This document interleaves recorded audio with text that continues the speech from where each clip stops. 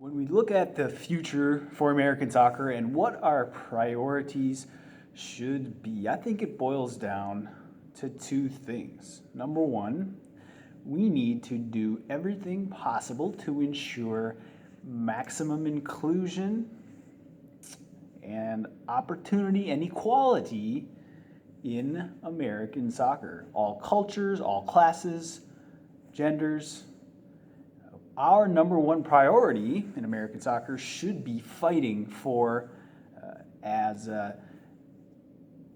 close as we can get to a perfect standard in those areas. The second priority beyond that should be becoming a great soccer nation from a national team and from a club and player perspective. The goal of competition is to win.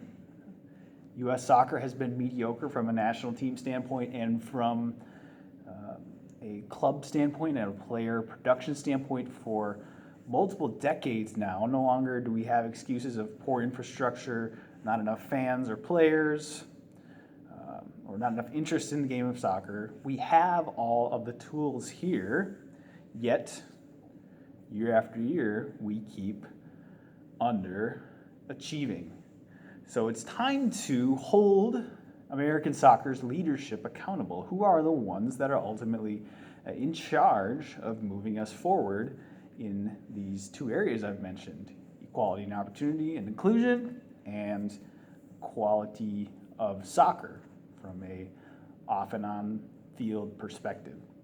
Well, that's the U.S. Soccer Federation. They have ultimate authority over American soccer policy. And they are the first ones that we need to look to when our expectations are not being met, or when we are not serving the American people to the best of our ability with American soccer. But I think they've been getting a free pass for too long. Now there's questions of, does the U.S. soccer president really pull the strings, or is there someone behind the scenes who's influencing him? Is he bought off or corrupt? We don't know these things. There's certainly the potential for those things.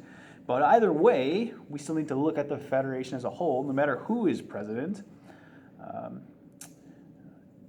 we need to ultimately bring our complaints and our concerns to that federation, and also hold it accountable to move us in the right direction to become a better soccer nation overall.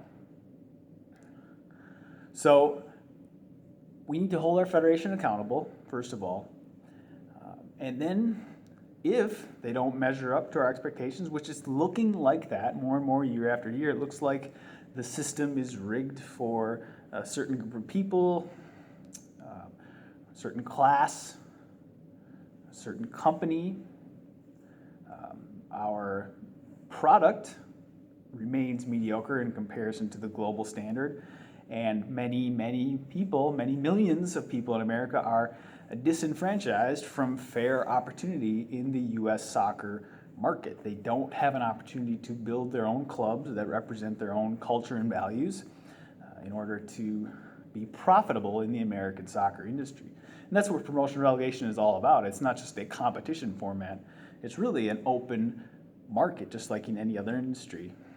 Clubs, yes, it's a game, soccer, but it's also a great way to make money and be profitable. Build clubs that are successful and to raise yourself up in that manner. So we need, if the U.S. Soccer Federation leadership is not measuring up to our expectations, or what American soccer has the potential to be, we need to replace it with people who put those two priorities first, who are passionate about making American soccer accessible to all, equal for all, and also passionate about seeing the USA successful from a player, club, and national team standpoint. So I think there are people rising up now that do have that passion and that vision. It all starts with a vision. We've got to picture great things for our nation, what we could be, and that's our problem. If we don't start with a grand vision, well, we're not going to put together the plan to ultimately get there. We have vague ideas of, oh, we want to be this, but you've got to have the vision, and then you put together the plan to get there. And the best way to do that is to look around at the rest of the world. How are they so successful? And the precedent around the world, 99% of soccer nations are using an open ecosystem with promotion and relegation.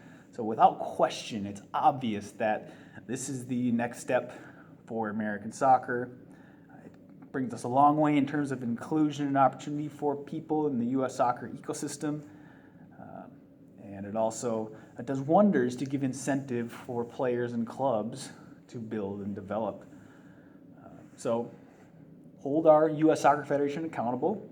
Again, there's a couple options. We can either reform our current U.S. Soccer Federation, vote in new leadership into the presidency and other roles, or we can appeal for a new federation. Ultimately, FIFA has sanctioning power over our current U.S. Soccer Federation. So FIFA decides to pull the plug on the current USSF Federation. Well, we can put together an alternate federation in a matter of weeks because the ultimate authority rests with FIFA. So it's time to put people in charge of American soccer who are actually passionate in action about making us a better soccer nation. We hear this tagline of grow the game, but what are we seeing in action? We aren't seeing much in terms of inclusion from an economic and social standpoint, and we aren't seeing much in terms of the player, national team, and club product. So if you like this video, make sure to share it out on social media and also subscribe to my channel, and I'll talk to you soon.